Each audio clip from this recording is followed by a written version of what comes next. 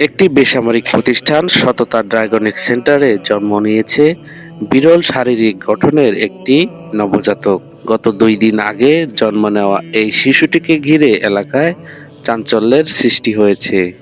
জানা গেছে, নবজাতকটির একটি হাত নেই, অপর হাতটিতে রয়েছে মাত্র 4টি আঙ্গুল। এছাড়া শিশুটির 2 পা নেই বলে জানিয়েছে উপস্থিত স্বজনরা। জন্মের পর থেকেই শিশুটিকে নিয়ে উদ্বিগ্ন তার পরিবার।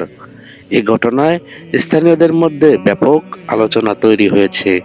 অনেকেই শিশুটির সুস্থতা কামনা ও দোয়া করছেন এবং পরিবারটির পাশে দাঁড়ানোর আহ্বান জানিয়েছেন। চিকিৎসা বিজ্ঞানী তথ্যমতে এ ধরনের জন্মগত শারীরিক ত্রুটি অনেক সময় জেনেটিক কারণ বা গর্ভাবস্থার জটিলতার কারণে হতে পারে।